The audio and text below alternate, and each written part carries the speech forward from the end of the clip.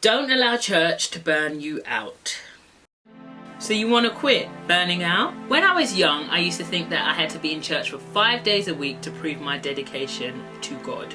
And no one ever checked me for it. No one ever slowed me down. No one ever said to me, hey, why are you doing this? But why would they? To be honest with you, it benefited the church that I was at the time. Free labor. And sometimes I didn't even get acknowledged for my dedication or my service. Now, I'm not saying that you work to get acknowledged or to get approved or applauded, but there were times where it just didn't happen. And I noticed that a lot of churches won't check you for overworking. You have people that are cleaning, praying, being ushers, doing very physical things, even praise and worship. You can do things, and eventually you can become, your resources can become depleted, and you can become physically and emotionally and mentally drained, because you're just giving and giving and giving and nothing's being poured back into you. And a lot of churches won't check you for overworking, and if you die, then they just replace you with someone else. Can I just say, don't get it twisted because your work isn't specialist. Don't feel like when you go to church, like you're the only person who can clean the toilet that way, right? You're the only person who can sing praise and worship. You're the only person who can usher the way you usher, because when you burn out, when you flatline, you just get replaced. Somebody else just comes and replaces what you do. And in a lot of cases, even the very pastor can be replaced if your church is big enough. So, you know, your work isn't specialist. So to think, if I continue to work like this to the point of burnout, that's sensible. It's not wisdom. It's not, I don't even think it's scriptural to be working to the point whereby you flatline, you know, because then you're no benefit to God and you're no benefit to the ministry that you're giving. You know, and the Bible talks in Ecclesiastes, I'll put the scripture up here somewhere, about there being a season for everything. There being a season under the sun, a time to laugh, a time to cry. There's a time to play and a time to work. And you know, we don't see it as working when we minister, but it is, because you're giving your body, you're giving your mind, you're giving your resources to the service that you're doing. And you can be so passionate about it, giving so much to it, and then find out that actually, wait a minute, I have nothing left to give because I've given everything, but I haven't put anything back in. And burnout is very dangerous because you can lose inspiration, you can lose energy, time with your family, and even your relationship with God can suffer. So please don't spend so much time doing things for God that you stop spending time doing things with God, because there is a difference. You be saying, God, I'm doing all this ministry for you, and God's like, but you don't get any time to spend with me anymore, because you spend so much time doing all these things for other people that you've taken away the time that you need to be able to give to me. Balance.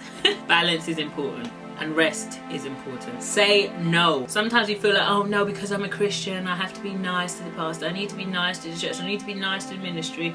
No, I can't do it. No, I'm not available that day. No, I need rest. And just no. I don't have to give you an excuse. No. It's not. I think as well in British culture we have this thing where we have to give a reason why, and I don't consider it rude to just say no. I don't. You shouldn't have to feel obligated to explain to me. If you do, it's fine, but you shouldn't feel obligated to do that. And another thing is, when it comes to rest, even God rested on the 7th day. Do you think that the creator of the universe actually needs rest? No, I don't actually think that he actually needs rest. But I believe that he rested to show us the value of rest. You know, the value of pause, the value of stillness, the value of reset. You know, I was listening to someone, I can't remember who it was, but they were talking about before a plane takes off, you know, the plane goes, aligns itself on the runway, and when it aligns itself, it turns and it pauses before takeoff. It pauses before takeoff. And for us, we don't realize that sometimes in order for us to take off in life, we need to pause. We need to be able to draw into ourselves so that we can release and take off even more powerful than before. if you don't have that pause, you may not be able to hit the targets that you may have to hit. You may not be able to do the ministry that you have to do. You know, rest is equally as important as saying no. I remember leaving a church I was dedicated to, and I was so devastated when I looked behind me and realised that nobody had even noticed that I'd left. For the work that I contributed, for the things, for the effort that I'd even personally made, there wasn't even a bye. Darling, it wasn't even a bye. There wasn't even a I see you later. It was like, all right, next. And that was a real eye-opener for me, because it made me realise, wait a minute, you know, you have to, especially in this time in my life where I'm a wife, I'm a mother, I'm going to be a mother again. Time, order, balance is very important for me. And it's sometimes hard to do, because just when you think you've got that balance, something else comes and tips it, or something else. I'm not just a mum, a wife, you know, I do business, I do ministry within my church, and I've had to learn the value. Like at this season in my life, I really feel God saying, Sal, rest,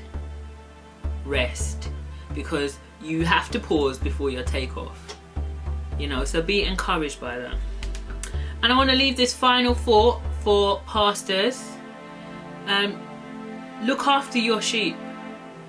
Keep an eye out, or have people that can keep an eye out for when someone is overdoing it, burning out, because they will get discouraged and they will leave your church. They won't stay. I know that sounds a bit deep, but it's just the nature of people. If I'm there 24/7, every day, every week, nobody notices that I'm doing anything, nobody notices how much I contribute, and nobody acknowledges it, then of course I'm human. There's, you know, as much as I love God, there's going to be a time where I'm going to flatline, because my resources are limited. As a human, we all have limited resources on this planet. So please pastors, please ministers, please leaders, please, even just anyone in church, just, you know, even just whisper a word. I've done it before to people, you know, careful, don't do too much. I'm not saying that because you're not doing the right thing, but make sure that you're not depleting your resources, because in the end, you know, it doesn't end well. It always ends with some kind of discouragement, or people leaving, or, you know, it just doesn't end well. So please, just don't get caught up in the business of church that you don't notice a member burning out. And pastors, ministers, leaders, please take care of yourself too. Some of you work just as hard as the members, if not harder, and you're important. Take a day off, go spend time with the family. Don't overdo it to the point whereby even you can't even manage the church that you're running. Alright? I know this is a heavy hitting vlog, and I don't think I'm going to get any kudos for it, but I don't do this for kudos. I do it because it's necessary.